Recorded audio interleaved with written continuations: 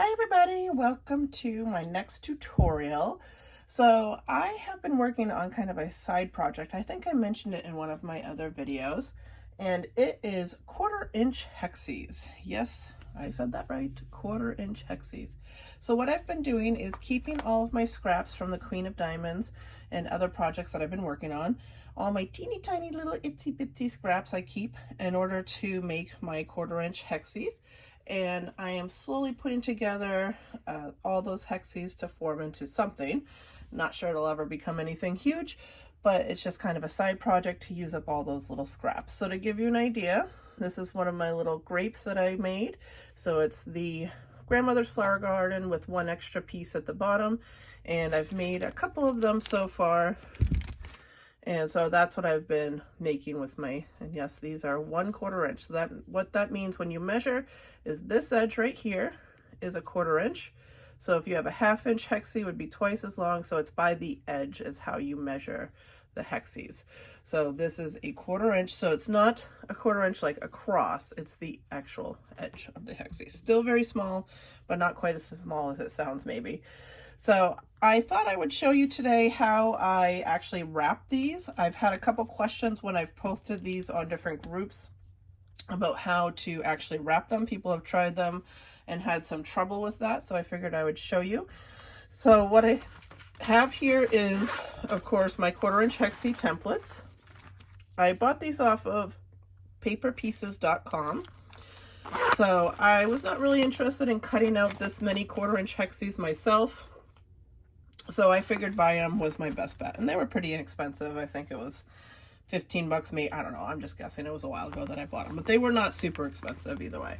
And then I have my fabric. So each time I have just a little cut off of fabric that's really not usable for much else, I throw it in this baggie. And this is what I use to put my 1/4" templates on.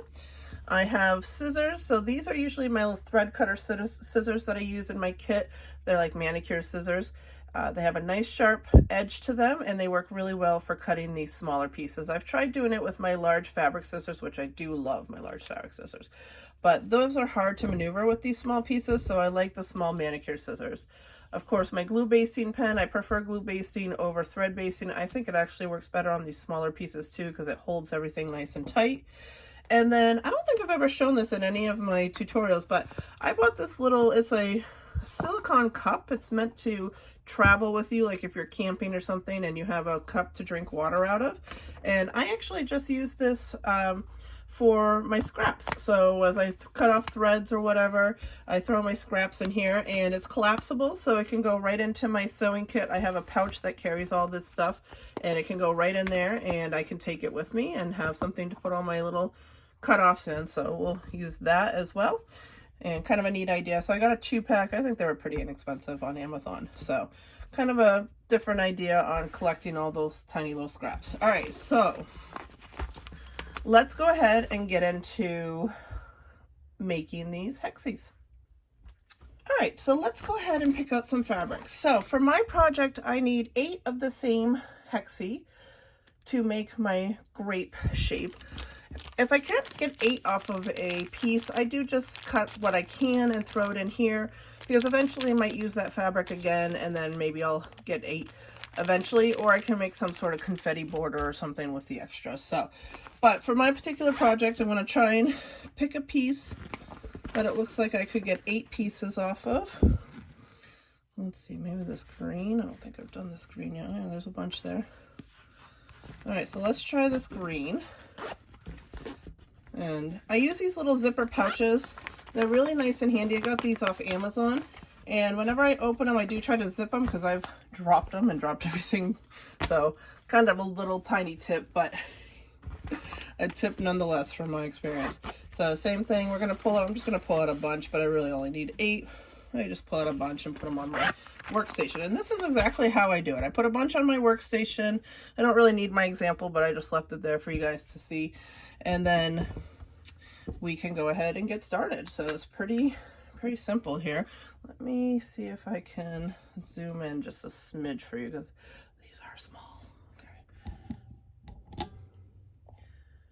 All right, so step 1 is attaching our teeny tiny little 1/4 inch hexie. It's literally the size of the tip of the glue gun or glue stick, to the fabric. So I swirl it around a little and I get glue on the back side of the piece here, and then I'm going to attach it to my fabric. Now the question is if I can get more than one on this fabric. So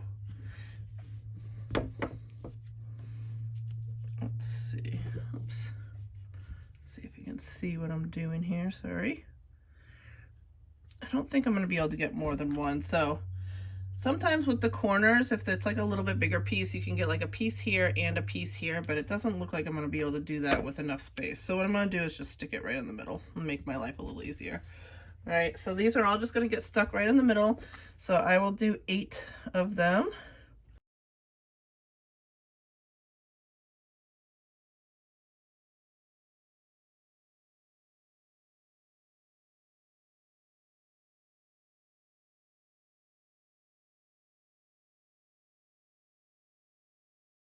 Okay, so now that I have those all glued down, we are going to cut them out.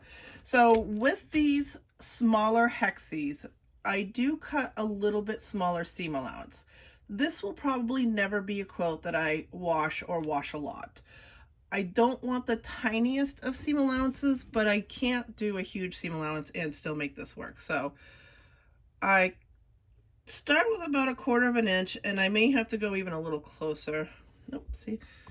This is where my little cup comes in handy. So I do it right over my trash bin. Okay, so I'm just going to cut this first one for you, and then I'll show it kind of in fast motion, but just to show you. So I just go around and cut.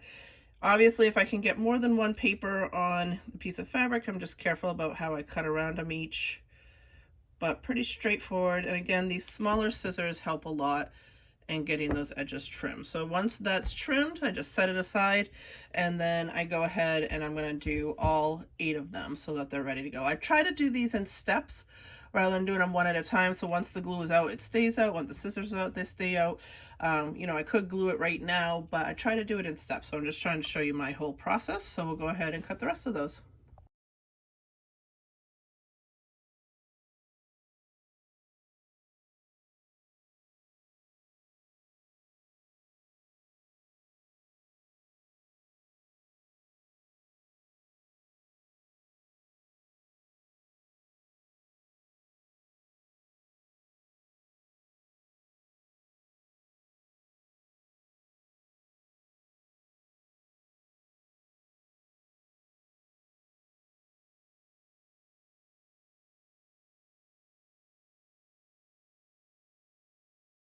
Okay, so we have all of our shapes trimmed up. So those are all my scraps. Those will actually go in the trash. I do not keep scraps that small. I do keep small scraps for my 1/4 inch, but not that small.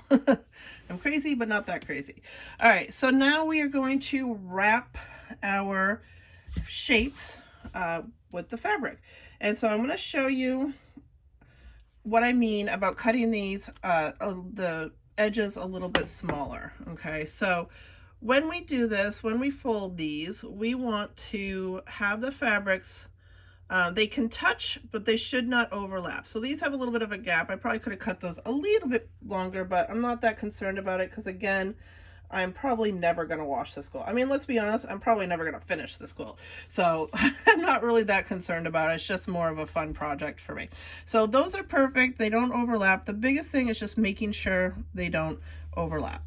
So the easiest way I have found to wrap these is to actually wrap opposite sides. Normally the convention for a hexagon is to kind of go around in a circle around the edges. I have found that to be very bulky when you're doing these small ones.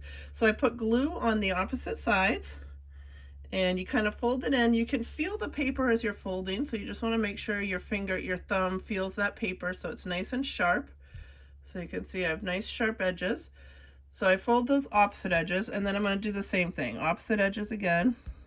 So I put glue on each of the opposite edges, and this goes quick. I usually keep my glue open. You don't want to keep your glue open too long in general, just because it does start to dry out and get gummy.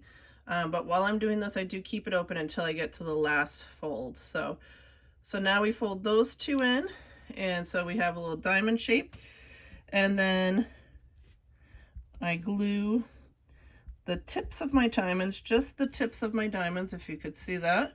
And now I close my glue to give it a little break until my next one.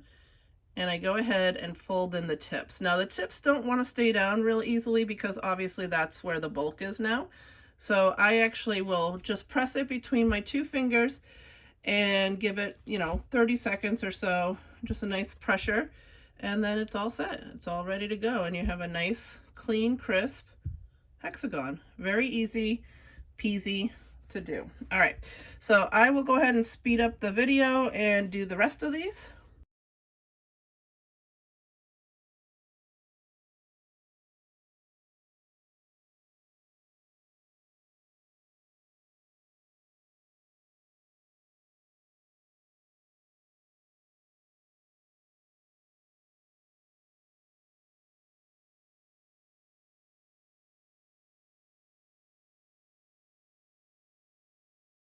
Okay, so I interrupt this for a second because as I was doing this, I just realized I'm actually getting glue on my fabric, and I don't want that.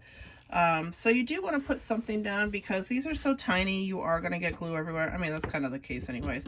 The glue is water soluble, so anything that I've gotten on the fabric will come up with water.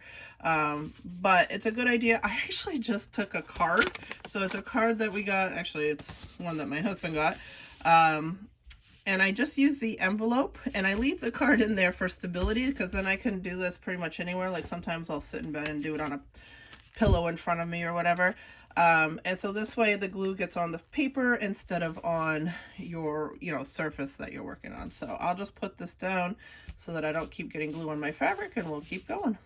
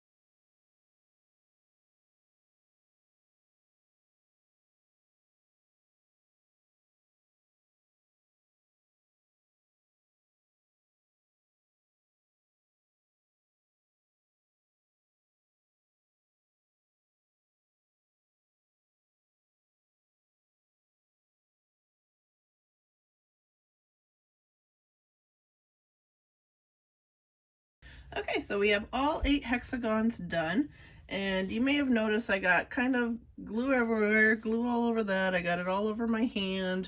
So this is not without a little bit of mess, especially because they're so tiny. This was a little messier for me than I normally am just because it's, I'm trying to do this around a camera. I'm not obviously usually doing it that way, but you definitely, I highly suggest when you're doing these, it is so easy to leave this open the whole time because they're so small and they do go quick. Try to close it between each hexie because that glue really does get gummy. You can see it's really gummy right now.